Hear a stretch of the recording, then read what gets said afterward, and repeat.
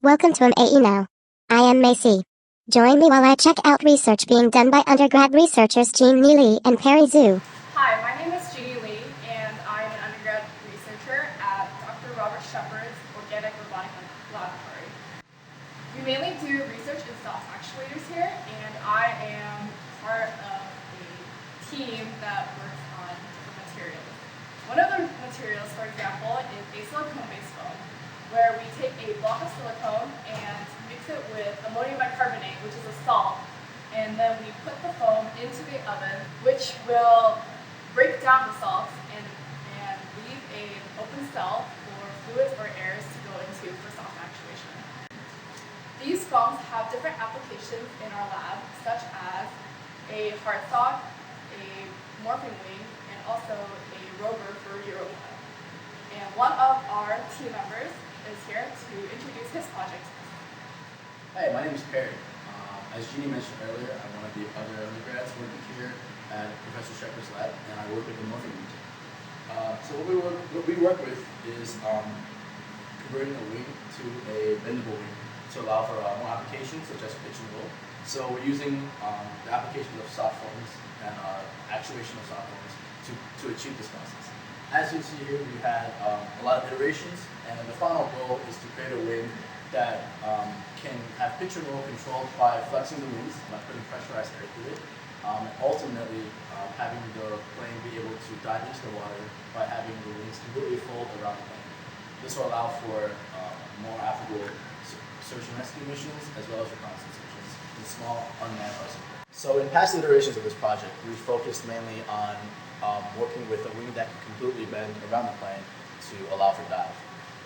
For instance, these molds right here, this is the first iteration. It has a semicircle shape, and the goal was to have it actuate around the body of the plane and out for flight. And we actuate like this.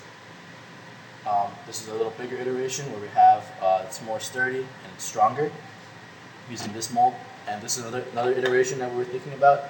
Ultimately, we realized that for larger scale operations with a plane that's maybe 4 feet long, 5 feet long, a wing that will completely bend around the plane is not as feasible as a wing that is used to control pitch and roll. Most recently, we've moved on to a mold that looks like this. It's a lot bigger than the old molds. It's also rectangular to keep the shape simple. In here, we would pour the foam as well as the silicone that Jeanne mentioned earlier in order to actuate the wing. So we'd go through here, and this is the lid for it, and it looks kind of dirty because we've been using it. And the wing that we're molding it around, or hoping to reach the shape, is this wing, which is part of an RC plane made of styrofoam that we bought. And this is one of the most latest wings that we've made, the one that my grad student made.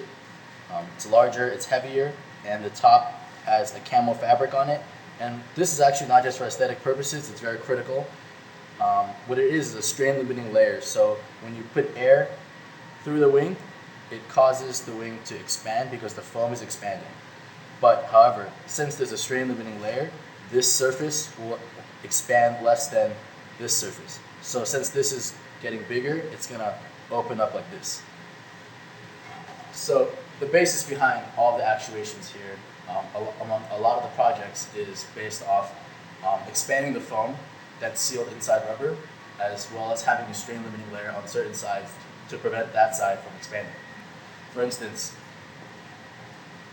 with this, we'll have a strain limiting layer also on top.